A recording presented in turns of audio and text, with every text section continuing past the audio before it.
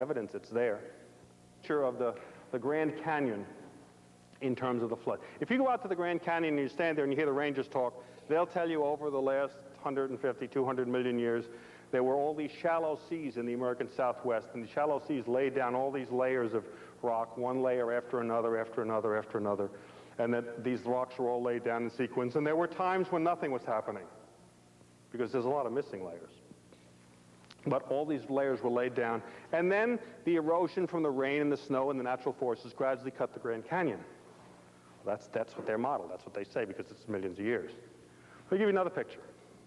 And there's good solid evidence for this now, and some of the work that's being done out there with the creationists is really, really kind of exciting. Toward the end of the flood, the layers had been laid down in the Southwest through the process of the flood. Over the flood year, this mud had just flowed back and forth and laid down all these layers of rock till you got to 5,000 feet of rock. More than that, actually, but 5,000 feet of rock, all laid down together. And that part of the world began to uplift as the continents moved and things began to happen. It began to lift up. In southern Utah, however, was a very large body of water, and it was kind of dammed by some natural obstructions up there in southern Utah that held the water from coming back.